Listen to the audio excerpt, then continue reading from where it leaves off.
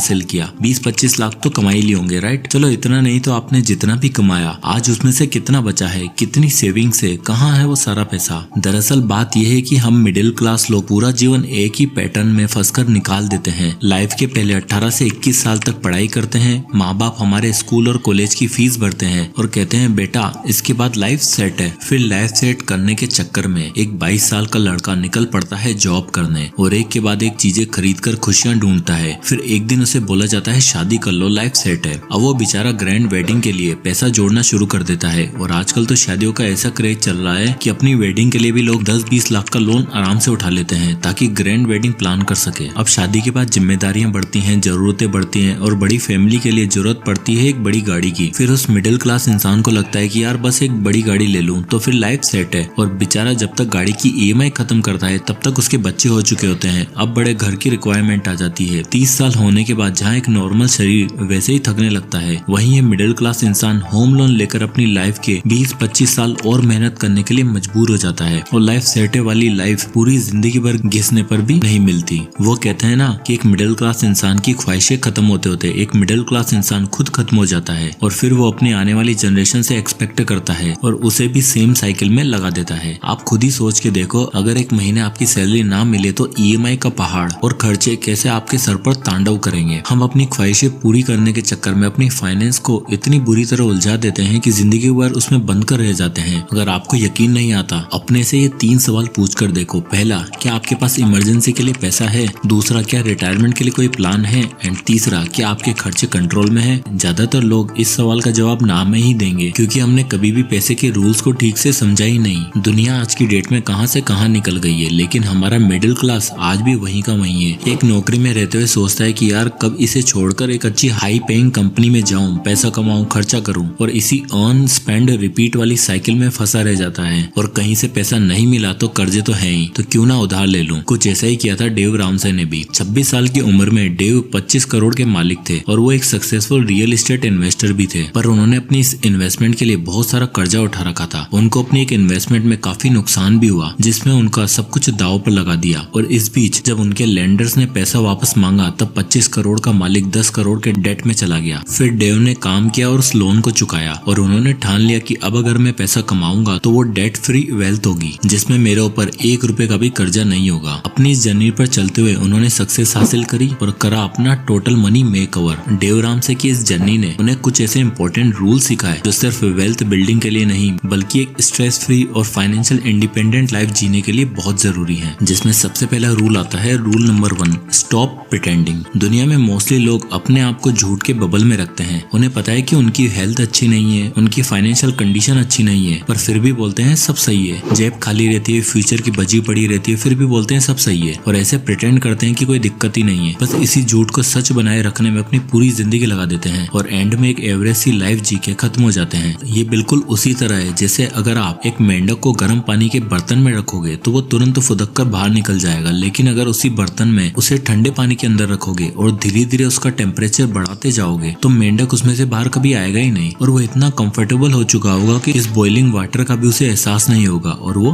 मर जाएगा। Author Dave Ramsay कहते हैं ठीक इसी मेंढक की तरह कई लोग अपनी लाइफ के बॉइलिंग पॉइंट पर खड़े हैं और उन्हें इस बात का अंदाजा भी नहीं है कि वो धीरे धीरे फाइनेंशियली डूबते जा रहे हैं। वेल ऐसा इसलिए क्योंकि एक मिडिल क्लास इंसान जैसे ही 40-50 हजार की नौकरी करने लगता है उसे ऐसा महसूस होता है कि वो दुनिया में अब सब कुछ हासिल कर सकता है। उसके जितने सपने होते हैं वो एक एक करके ईएमआई में पूरे करने लगता है। सबसे पहले वो 1 से 1.5 लाख का महंगा फोन लेता है 7 से 8 हजार मंथली ईएमआई पर। फिर नई नौकरी के साथ नया क्रेडिट कार्ड भी मिल जाता है, इसलिए हर छोटी मोटी परचेज के लिए क्रेडिट कार्ड स्वाइप करना आम बात हो जाती है। और अभी तो रुको, खर्चे सिर्फ खाने पीने और शॉपिंग पर खत्म नहीं होते, अब बारी आती है अपनी ड्रीम कार लेने की। नवाब साहब 40 हजार की नौकरी में जाते हैं और पसंद करके आते हैं 10 लाख की सीडेन गाड़ी, वो भी 15-18 हजार की ईएमआई पे। और इसी के बाद जो नई चीजें ली हैं उसकी पार्टी देने के लिए दोस्तों की गैदरिंग करके महीने का जो भी थोड़ा बहुत पैसा बचा होता है उसे भी उड़ा देते हैं। सैलरी का 70 से 80% ईएमआई और उल्टे सीधे खर्चों में उड़ाने के बाद भी एक मिडिल क्लास आदमी को लगता है कि वो फाइनेंशियली स्टेबल है क्योंकि उसके पास घर है, गाड़ी है, लाइफ का ऐशो आराम है। पर वो ये कभी समझ नहीं पाता कि वो फाइनेंशियली स्लेव बन चुका है और बॉइलिंग पॉइंट पर खड़ा है जिसका एंड रिजल्ट बहुत बुरा हो सकता है। देखो, अगर आप सोचते हो कि सिर्फ जिम जाके आने से आपकी बॉडी बन जाएगी या सिर्फ पैसा कमाना है और बाकी काम अपने आप हो जाएगा तो ऐसा नहीं होगा। ये सब चीजें आपका टाइम और आपका डेडिकेशन मांगती हैं, इसलिए सब कुछ सही है। सोचने की जगह एक पेन पेपर लेकर बैठो और 2 कॉलम बनाओ। एक में अपनी इनकम लिखो कि कितने सोर्सेस से आपका कितना पैसा आता है, और कॉलम 2 में आपके महीने भर के जितने भी खर्चे हैं उन सबको लिखो, और साथ में ये भी लिखो कि आप कितना सेव और कितना इन्वेस्ट कर रहे हो। ऐसा करने से आपको एक रेड लाइन पता चलेगी कि आप कितने पानी में हो। फिर आपको प्रिटेंड करना बंद करना पड़ेगा, बॉइलिंग पॉइंट से बाहर आना पड़ेगा, और सबसे इम्पोर्टेंट चीज सोच समझ के खर्चे करने होंगे। रूल नंबर 2,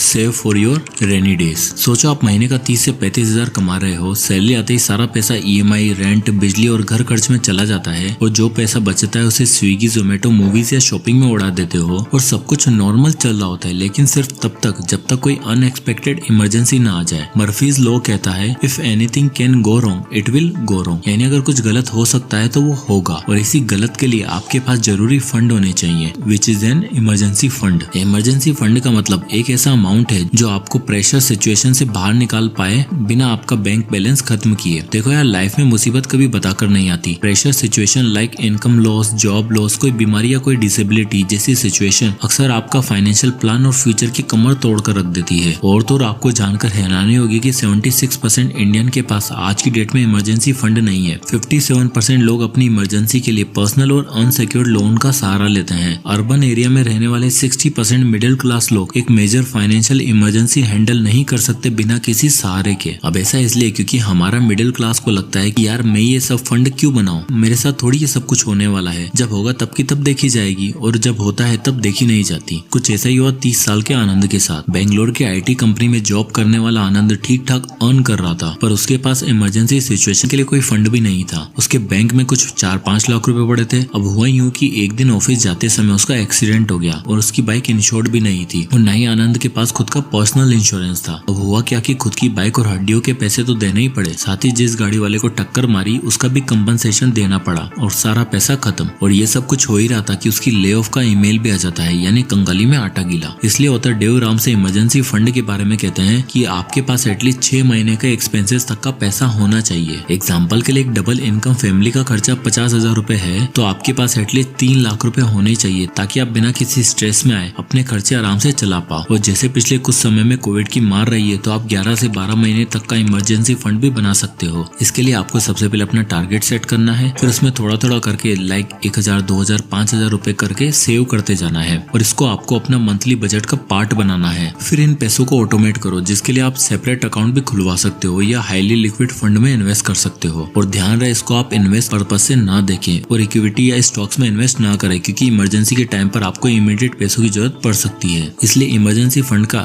एक्सेस इजी होना चाहिए, तो आप इन्हें सेविंग्स अकाउंट में, इवन आप इनकी FD भी बनवा सकते हो, ताकि आप जल्दी से जल्दी उन पैसों को निकाल सको, जिससे आप बाकी खर्चों पे सही से ध्यान दे सकते हो। Rule number 3, live life debt free. देखो, अब मैं आपको कह तो दे रहा हूँ कि आपको लोन नहीं लेना, फाइनेंस को मैनेज करके चलना है, पर आज की डेट में सिनेरियो ऐसा है कि कोई भी इंसान बिना लोन लिए रह ही नहीं सकता। फिर चाहे वो होम लोन हो, कार लोन, क्रेडिट कार्ड हो या पर्सनल लोन, किसी न किसी की चपेट में तो जरूर आ ही जाते हो। और लोन्स की सबसे बड़ी प्रॉब्लम ये है कि अगर आप एक बार इसके चक्कर में फंस गए तो इससे निकलना लगभग नामुमकिन हो जाता है। हर महीने EMI का स्ट्रेस, हाई इंटरेस्ट रेट और बढ़ती फाइनेंशियल टेंशन आपकी लाइफ का एक परमानेंट पार्ट बन जाता है। और अगर आपको लगता है कि ये दिक्कत सिर्फ आपके साथ है, तो जरा यह आंकड़ा देखो। इंडिया में हर 1 लाख में से 52,000 लोग किसी न किसी लोन ट्रैप के शिकार में हैं। 2024 में इंडिया के total household debt 617 lakh crore तक पहुंच चुके हैं। और साल 2023 की एक क्रेडिट रिपोर्ट के मुताबिक इंडिया में टोटल 2.5 लाख करोड़ का आउटस्टैंडिंग क्रेडिट कार्ड डेट है, जिसमें एवरेज इंटरेस्ट 36% से लेकर 52% तक सालाना पहुंच जाता है। अब ये लोन का डेटाबेस तो बढ़ता जा रहा है, पर लेकिन रीपेमेंट वहीं का वहीं है। इसलिए डेव रामसे सजेस्ट करते हैं डेट स्नोबॉल मेथड। जिस तरह एक छोटा सा स्नोबॉल ऊपर से जब आप नीचे छोड़ते हो, तब नीचे पहुंचते पहुंचते वो बड़ा होने लगता है। ठीक उसी तरह आपको भी स्टेप बाय स्टेप छोटे से बड़े क्रम में अपना डेट पे ऑफ करना है। यानी ये मेथड उन लोगों के लिए हाईली सक्सेसफुल है जो चाहते हैं कि टाइम टू टाइम अपनी पेमेंट क्लियर कर दें और अपने आप को स्ट्रेस फ्री रख सके। इसके लिए आपको जो स्टेप फॉलो करने हैं वो है, सबसे पहले आपको अपने लोन को छोटे से बड़े ऑर्डर में अरेंज करो और टारगेट करो सबसे छोटे लोन को पे ऑफ करने का। इसके बाद टारगेट लोन को एग्रेसिवली पे करो और हर महीने जितना एक्स्ट्रा पैसा बचता है वो इस छोटे लोन को पे ऑफ करने में लगा दो। एक लोन क्लियर होते अगले लोन पर शिफ्ट करो और उसे भी अच्छे से पे करने पर ध्यान दो। और इस साइकिल को तब तक कंटिन्यू रखो जब तक आपके सारे लोन पे ऑफ ना हो जाए। यानी मान के चलो, अगर आपके ऊपर 30,000 का क्रेडिट कार्ड का डेट है, 1.5 लाख रुपए का पर्सनल लोन है और 5 लाख की कार लोन है, तो सबसे पहले बाकी सभी लोन का मिनिमम पेमेंट करते रहो और सबसे पहले 30,000 वाला डेट को क्लियर करो। EMI के साथ एक्स्ट्रा ऐड करके उसे खत्म कर दो। इससे होगा ये कि हर महीने आपके ऊपर एक साथ 3 लोन का बर्डन नहीं रहेगा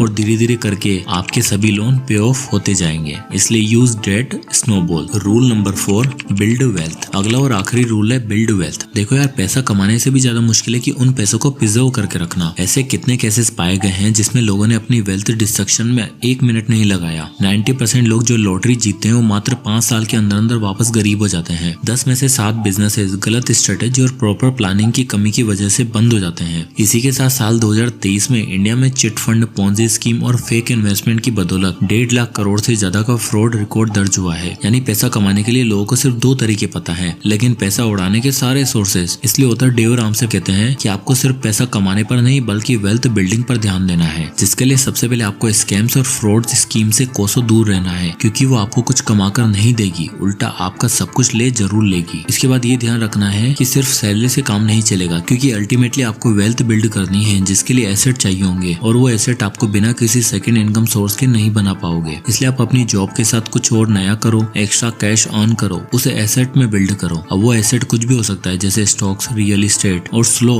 बट स्टडी वेल्थ बिल्डिंग का बेस्ट सोर्स है इंडेक्स फंड, जिसमें आप मात्र 5 से 10,000 का मिनिमम अमाउंट भी इन्वेस्ट करके अपने लिए लाखों की वेल्थ बना सकते हो। एग्जाम्पल के लिए आप देख ही सकते हो, अगर आप अपनी एक्स्ट्रा इनकम में से 10,000 पर मंथ सेव करके इंडेक्स फंड में SIP के जरिए इन्वेस्ट करते हो तो अगले 20 साल